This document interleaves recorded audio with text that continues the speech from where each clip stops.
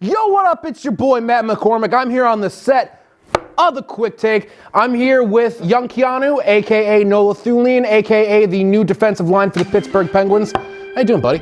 Good. Just got back from recruitment. Yeah? Mm-hmm. When he got back, we also saw the new Pacific Rim movie, Pacific Rim Uprising. You ready to talk about it? I know you got hockey on the brain, but think you can talk robots for a minute?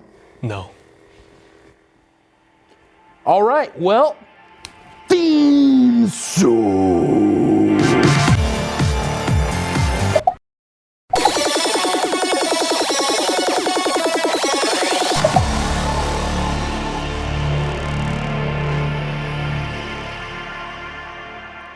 All right, so we're back from our theme song break, and now we're here to talk about Pacific Rim Uprising. Here's the plot synopsis from IMDb. Jake Pentecost, son of Stacker Pentecost, reunites with Mako Mori to lead a new generation of Jägermeister pilots, including rival Lambert and a 15-year-old hacker named Amara, against a new kaiju threat. What'd you think? I hated it. Don't go see it. Yeah? I'm kind of like 50-50 on it. I didn't hate it, but I didn't like it. I despised this movie.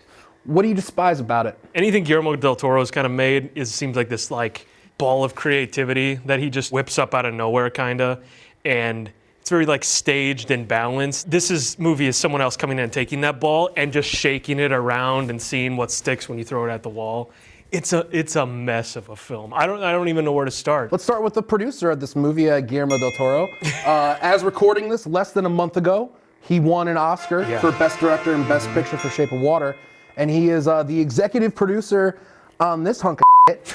And do you think he was ever on set? Do you think he had any idea what they were doing? They just said, hey, Pacific Rim movie sequel, and he was like, yes. Yes. I want to make my fish movie now.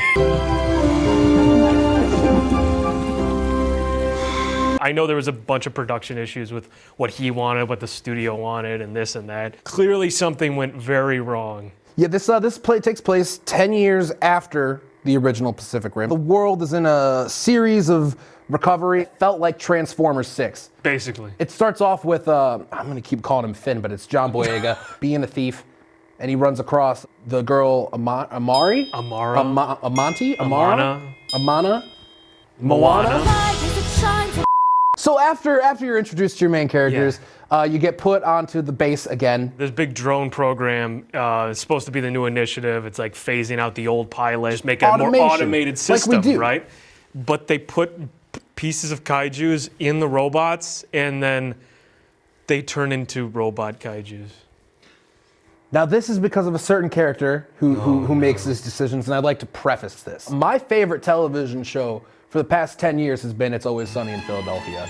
And Charlie Day has been probably my favorite actor on that show. And if he never acts in anything outside of that show again, I will be happy. This is him trying to switch into kind of a more devious, dramatic role, and it sucks harder than a Taiwanese hooker on a Friday. Plan B. He was so empty as a villain. Yeah, there's a scene where he has sex with an alien monster brain by putting on one of those helmets, so... Literal mind. Literally that happens, so if you're into that... Do you think that maybe that's the only part that Guillermo del Toro had any say in? It feels like a decision by him. 2018, 2017 Guillermo del Toro, a lot of interspecies erotica. There's 3 kaiju, but they become, spoilers, 1 kaiju. Yeah. And they kill it by blowing up the Jaeger. Yeah.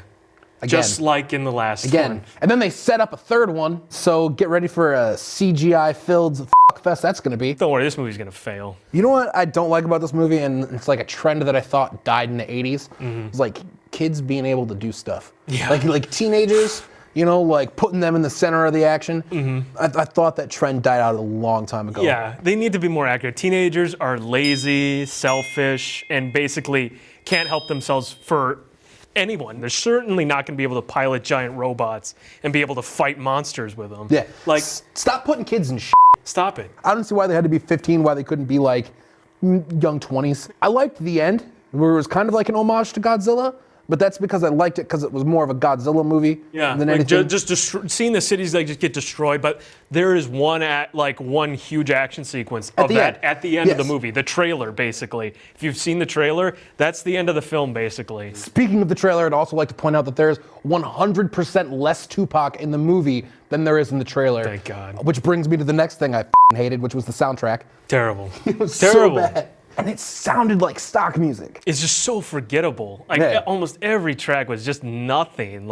And you barely even noticed it was there. They did try to bring the actual theme back. They have a shitty new remix of it, which, of course, shocker, sounds terrible because they try to throw in like electronica. And I guess that kind of permeates through the whole movie. Really, it all just feels really plain and generic and trying to Yeah. fit towards like Transformers feeling. were not the only thing that this movie had going for it as well.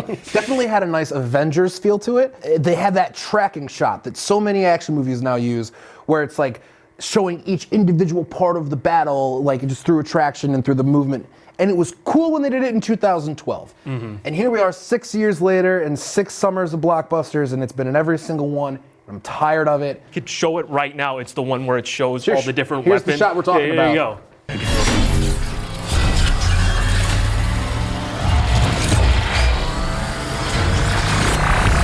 We can't play Tupac because we'll definitely get hit for that.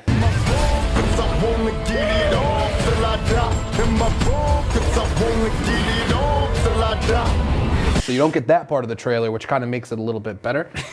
One of the reasons that why Pacific Rim, the first one, looked so good compared to this one is because in the last one they chose to have all the action scenes. Yeah. They had them at night.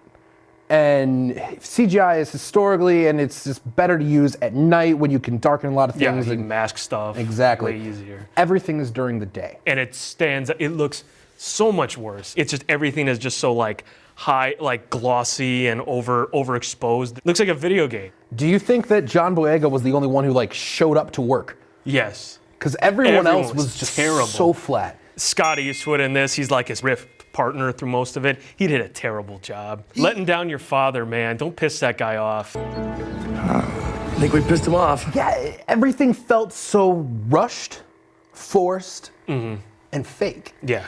It's like they edited with like a blender, basically. They just took a bunch of shots and threw it in there. It's a joke.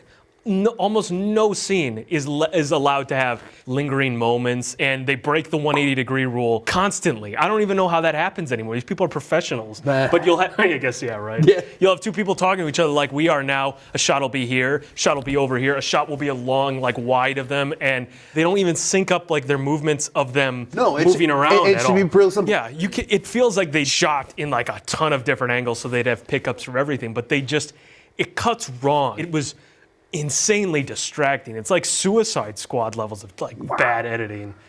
No one cared about this movie, and no one will. All right, so what are you gonna give it?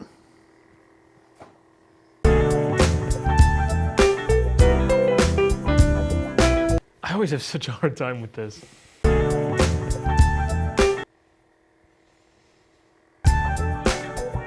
Does it even deserve a rating, Matt? No one's ever given us something a 0. You can give it a 0. No one's gonna hold that against Well, not you. even a It'll be zero, the but first. just it's not even worth rating. I'm gonna give it a 3 out of 5 Oscars that Guillermo del Toro's not gonna get for this movie. I can't recommend like paying to see it, but if it's on TV or if it's on Netflix and it's something that it interests you, go for it. But Just watch the last act. just watch Pacific Rim. Watch Pacific Rim. It's definitely the better movie. Oh, It's got absolutely. more heart. It's more creative. You give a You can tell the people who made it cared about Yeah, it. this is a cash grab to sell toys. Blockbuster 2018 is on the way. It's officially open. This is the first big shot of the summer. You want to know? You know what else we got coming this summer? Paul, Apostle of Christ, Sherlock Gnome, Unsane, God's Not Dead 3, Tyler Perry's Acrimony, Ready Player One, Cock Blockers, A Quiet Place, Rampage, Truth or Dare, I Feel Pretty, Super Troopers 2, Avengers Infinity War, Bad Samaritan, Overboard, Breaking In, Life of the Someone Party, needs to stop them. Revenge, Deadpool 2, They're monsters. Show Dogs, They just want your money. Solo, A They Star just Wars want your Story, money. Can't you see that? Adrift,